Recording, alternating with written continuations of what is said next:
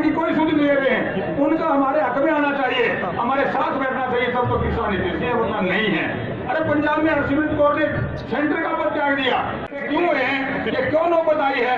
उस नौबत का समाधान करने के लिए हम सारे इकट्ठे हुए हैं यहाँ पर।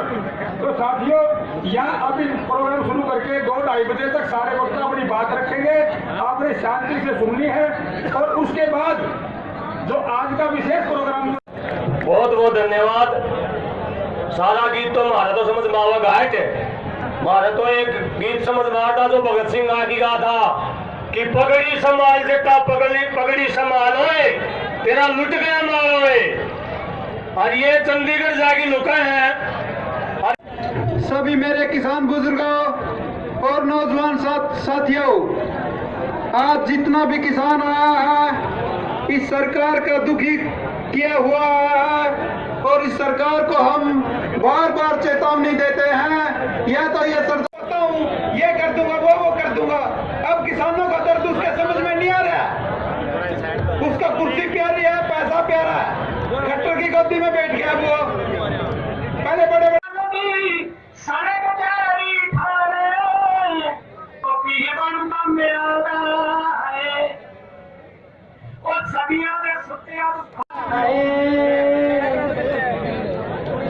नरमे नु खा गया गुलाबी सुंडियां, नरमे नु खा गया गुलाबी सुंडियां, शाह दियां रोकड़ा ना मोड़ हुंदियां, एक अग लाउणी मंग सोनी टंगिया, दूजा टैक्सां दा हाड़ सिरों लंघिया। इससे भी बड़ा पद दे दे।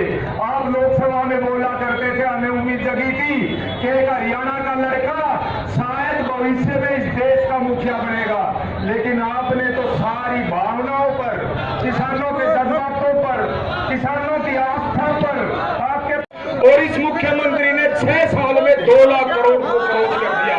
क्या किया हमारे प्रदेश के लिए, क्या किया किसान के लिए, क्या किया बेरोजगार युवा के लिए, कितने एम्स बनाए, कितनी यूनिवर्सिटी बनाई, कितनी महीने नहीं शेर उत्ते पटका लीरां दे मुकदा, सारा साल जट खाल बन्ने पुੱਟਦਾ, जेठ हाड़ विच जद लोवां पैंदियां, सुक जांदा लाहू नहीं ओ जाना रहिंदियां, देश विचों अन्न दी किल्लत कढती, सारे दबा दिया, और अब आप उसका अनुसरण करो, आप वर्कर मत बनो। आपसे उम्मीद है उप मुख्यमंत्री जी, किसान की गर्दन पे पैर रखकर सत्ता से मत चिपको, इतने महत्वाकांक्षी और स्वार्थी मत बनो। जिसने कहा था 15 लाख खाते में संपूर्ण कर्जा मुक्ति, 2 करोड़ रोजगार, स्वामीनाथन C2+50, ये जो तुम्हारे लिए नोटबंदी का किसान एकता।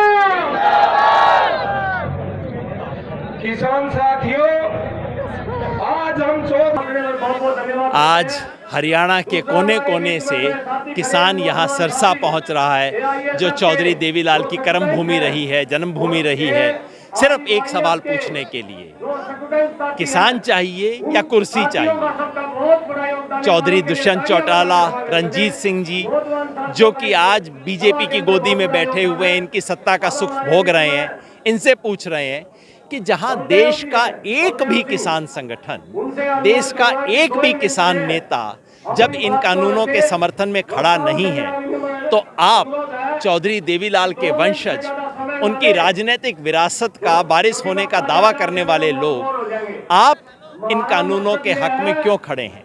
आप इनकी ढाल बन के क्यों खड़े हैं? अगर आपको किसान प्यारा है तो छोड़ो सत्ता, त्याग पत्र दो, किसानों के बीच आके बैठो, इस आंदोलन में साथ जुड़ो, इन कानूनों का विरोध करो। अगर आपको सत्ता प्यारी है तो ठीक है, चिपक लो आप, फिर किसान हिसाब कर लेगा, किसान आपको बता देगा। कम से कम किसान का वारिस होने का दावा बंद कर दो। मैं समझता हूं दुष्यंत चौटाला जी ने सोचा था कि कोई 150 किसान आएंगे, उनको चाय ठंडा पिला देंगे, बात निपट जाएगी।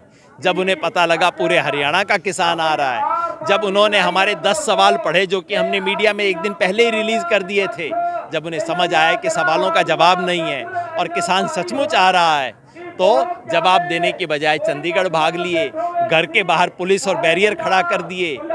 जिस नेता को पुलिस और बैरियर का सहारा चाहिए, वो जनता का नेता नहीं है। ये बात साबित हो गई है और आज किसान जाएगा, पक्का मोर्चा लगाएगा और इनसे जवाब लेके रहेगा। यदि शाम तक कोई सामने नहीं आता तो आगे की क्या रणनीति रहेगी? फैसला तो किसान करेंगे, लेकिन अभी तक जो घोषणा है वो तो ये है कि यहाँ से ये चौटाला हाउस की तरफ बढ़ेंगे। हमारी तरफ से बिल्कुल शांतिपूर्वक लोकतांत्रिक तरीके से जाएंगे और वहाँ पे सामने बैठ के डेरा डालेंगे।